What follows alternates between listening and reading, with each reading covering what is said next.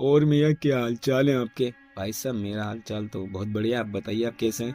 मियाँ मैं भी बहुत बढ़िया हूँ। और बताइए आपने कैसे याद किया मुझे? यार भाई साहब मैंने आपको फ़ोन करा था और फ़ोन पे आपको बताया था ना कि आपको कहानी सुनानी है। अरे मियाँ सॉरी सॉरी, वो भूल गया था मैं। कहानी याद है आपको? ये कहानी भी भूल गए? नहीं मियाँ वो तो मुझे याद है। तो आज कहानी सुनाओगे या नहीं?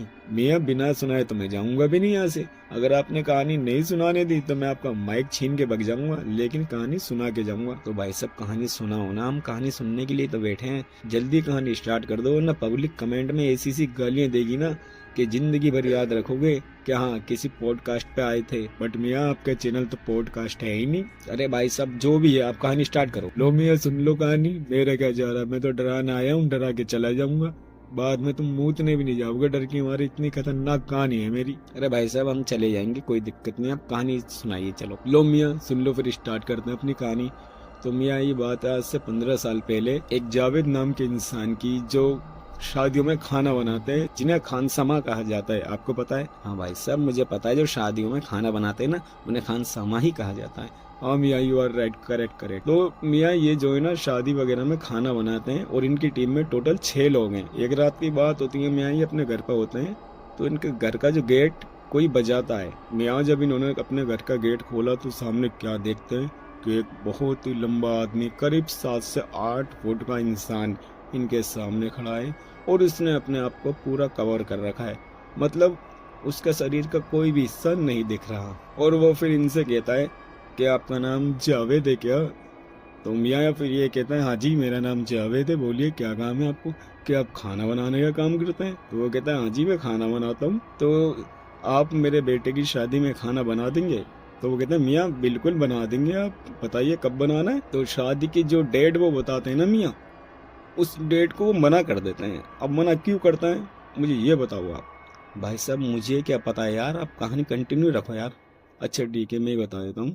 तो मियाँ वो मना इसलिए करते हैं क्योंकि जिस डेट की ये शादी के लिए आए थे ना, कि जिस दिन खाना बनाना है उस डेट पे उनकी ऑलरेडी बुकिंग थी मियाँ। तो वहाँ भी जाना जरूरी था क्योंकि वहाँ से एडवांस आ चुका था, वहाँ खाना भी बनाना जरूरी है।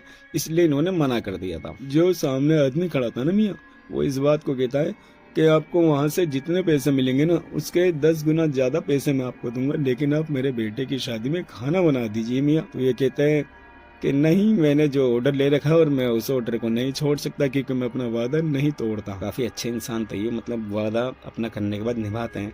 अरे मियाँ कहानी सुनो पूरी। ठीक है यार सुनाओ यार, आप कोई दिक्कत नहीं, मैं सुन लूंगा, कोई बात नहीं सुनाओ। तो मियाँ फिर वो सामने खड़ा इंसान फिर कहता है कि बना दो, आपके खाने की बहुत अच्छी तारीफें सुनी है हमने। तो मियाँ ये कुछ देर सोचते हैं और सोचते सोचते थोड़ी देर बाद ये बोलते हैं कि चलो ठीक है मैं आपके लड़के की शादी में खाना बना दूंगा। मेरी टीम में जो लोग हैं मैं सबको उस शादी में भेज दूंगा और मैं आपके लड़के की शादी में अकेला खाना बना दूंगा। तो ये जो सामने खड़ा शख्स है ये कहता कोई बात नहीं, आप ऐसा कर लीजिए, हमें तो खाना बनवाना है। तो मियाँ ये फिर सामने जो खड़ा शख्स है ये कहता है कि मैं आपको उस दिन लेने आऊंगा, आप मुझे घर पे मिल जाना। तो मियाँ उसके बाद दिन कटते चले गए और उस दिन की डेट आ गई जिस दिन उस लड़के की शादी थी, जो वहाँ पे बुकिंग करने आया था उसके लड़के की। अब मियाँ वो आता है और इन्हें लेके चला जाता है। अब चलते चलते चलते चलते 1 घंटा हो गया, 2 घंटा हो गए, 3 घंटे हो गए। मियाँ ये उनसे कहते हैं भाई साहब कितनी दूर घर है आपका यहाँ से?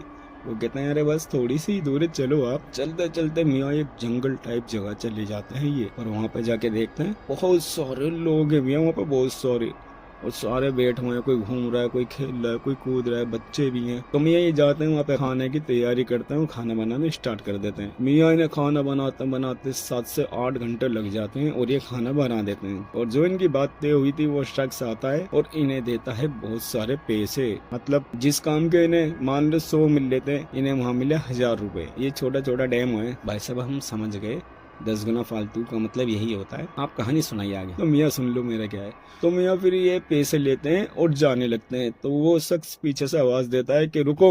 अभी ये रुक जाते हैं और जाके कहते हैं हाँ भाई साहब बोलो क्या हो गया? कि भाई साहब आपने खाना बहुत टेस्टी बनाया, मैंने अभी चख के देखा है और आपके इस खाने की वजह से मैं बहुत ज्यादा खुश हो चुका हूँ। ये आप एक काम करिए, ये पोटली रख लीजिए अपने पास। पोटली समझते हो मियाँ? हाँ मैं समझ गया, जैसे किसी रुपट्टे या किसी भी चादर वगैरह कपड़े वगैरह को फैला के उसके अंदर सामान रख दो और उसे बांध दो तो उसे पोटली कहा जाता है। हाँ मियाँ तुम्हें पता है, मतलब हाँ आगे सुनाइए आप। तो मियाँ वो पोटली देता है। जैसे ही वो पोटली खोलने लगते हैं तो सामने वाला शख्स, पता है मियाँ क्या कहता है? कि रुको, इसे यहाँ मत खोलना, इसे अपने घर पे जाके खोलना। वो कहता ठीक है चलो कोई बात नहीं, हम घर जाके खोल लेंगे। तो मियाँ ये चलते चलते अपने घर आ जाते हैं। घर आते आते उन्हें काफ़ी रात हो जाती है, तो मियाँ ये आके सो जाते हैं।